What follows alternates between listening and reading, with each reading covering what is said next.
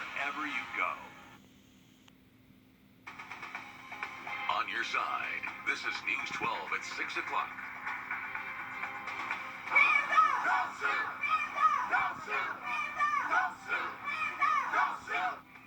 Voices loud but peaceful as people gather at the Lady A Pavilion in Columbia County for a third day of protesting.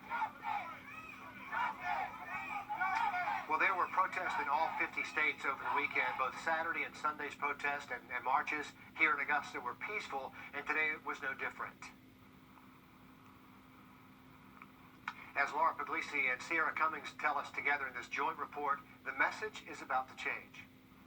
It's hard to imagine a park this size full of people, but more than 500 protesters came together at Evanstown Center Park, and their voices carried even further. We all have pain, we all have sorrow. On the third day of protests, emotions are high, but peace remains strong. Lean on me if you're not strong. Stories of injustice and pain echo through the crowds at the Lady A Pavilion. I'm gonna be honest with you. I'm pissed off. Do you understand what it is to die in the middle of the street? But through the frustration, more than anything, people want to be heard. This is a voice. Like you said, George Floyd couldn't breathe. We giving voice to all the black oppression that has occurred for so long. We're tired, we're fed up, and we're here to march. From Town Center Boulevard to Washington Road to Bel Air Road, people walked side by side in unity. The Columbia County Sheriff's Office supported protesters by diverting traffic. It's beautiful. It seems like all nationalities are coming together, so that's what it's really about. Columbia County Chairman Doug Duncan spoke to the crowd, saying he wants change too. I admitted to the crowd that, I haven't experienced what they experience. And so I'm in no position to tell them what to do. I'm in no position to judge. But I do want to start a dialogue with those who are interested to start a progress of healing, but then also results. As the day changes and the protests move, people hope the message remains and the peace does too. So right here, we're giving voices to our generation, to future generations, to past generations that a change needs to happen, and it will happen today. People also addressed the divide between Richmond County and Columbia County and said we all need to do better to unite as one. In Columbia County, Laura Puglisi, on your side. It was peaceful, but protesters said, make no mistake, they feel hurt and rage. Some of the most compelling moments to tell that story this afternoon were the demonstrations within this demonstration. I can't breathe! I can't breathe! I can't breathe! It's always been racism, baby. You experience it everywhere we go. These are my 4 sons, and I know the world that we're raising them in. No matter what they do, they're being targeted. If footsteps alone lead to change, hundreds marched for transformation. Perhaps it was in the silence you heard them the loudest. The small moments. Love me, not hate me. Within this big movement weaved connectedness among strangers, like the mom who came with her 4 sons but left with what felt like a community of sons. Stick together. We all need each other. Or the neighbor who went down on the pavement alone but came up with many neighbors alongside her. It's not okay to discriminate against people because of the skin they were born into. And the driver who was stuck in traffic but later chose to steer compassion, leading from behind the wheel in the middle of the road to kneel with protesters. Then there were the walkers with tiny children teaching lessons on race in real time, like this dad. I hope that people will stand up when something's going on and make a difference where something bad like this happens. The march from Lady A to Bel Air Road, around the block and back. Though it lasted miles, they hope the distance from justice is not nearly as long. It's not just black people out here today. Everyone is out here. It's not just about George Floyd anymore. It's about police brutality. We need reform. Y'all not just killing black people. Y'all killing your citizens that you're supposed to protect.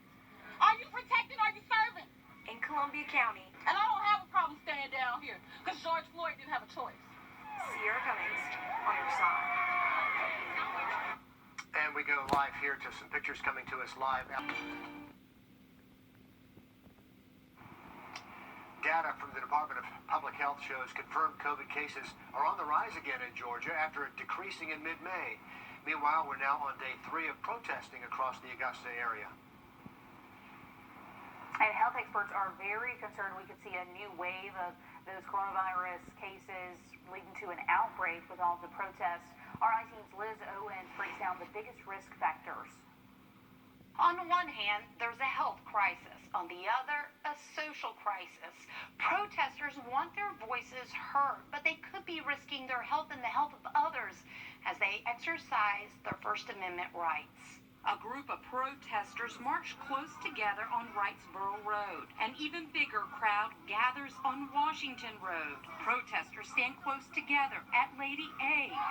This historic event unfolds during another historic event, the pandemic. And certainly that creates a risk. Large numbers of people coming into contact with large numbers of people certainly is a risk, and it does concern me. Dr. Phil Cole is the chief medical officer at AU. He worries protests could spark the spread of COVID-19 among those already affected the most by the disease. Communities of color have been disproportionately affected by this disease. We know that in our testing here locally, that it appears that COVID-19 affects Black and minority populations more. A lot more. A study by the CDC shows African Americans make up 80% of the total number of hospitalizations in Georgia. Now they could face an even greater risk. People need to be able to, potentially protest, but doing that in a responsible manner is very difficult. Large gatherings, people standing close together and shouting greatly increase the spread of COVID-19. So a large crowd is definitely the worst case scenario right now, but a large crowd of people shouting, when you shout, you express more droplets than just in normal conversation. Dr. Phil Cole warned us about the droplets months ago. The virus is spread from one person to another through droplets. Can they still protest? Can they still exercise their constitutional right in a safe manner? By wearing face coverings or masks, that reduces that droplet expression. As somebody is shouting, doing so with a mask on would mean that they might expose fewer people or less people. Keeping that 6-foot distance, if at all possible, would certainly reduce the risks. Data shows COVID cases began to rise 6 weeks after the state started to relax social distancing rules. It will take weeks before health officials see any possible impact from the large gatherings of protesters. Do you think that we'll see new cases because of the protests? I think we need to be careful if we do see a second wave to not blame it on these events. It could be related, or it could be that we were already having an uptick that occurred prior to these incidents. There is some good news in all of this. COVID-19 does not like heat, sun, or humidity, all of which Augusta's been the last few days. Liz Owens, on your side. To weather now, meteorologist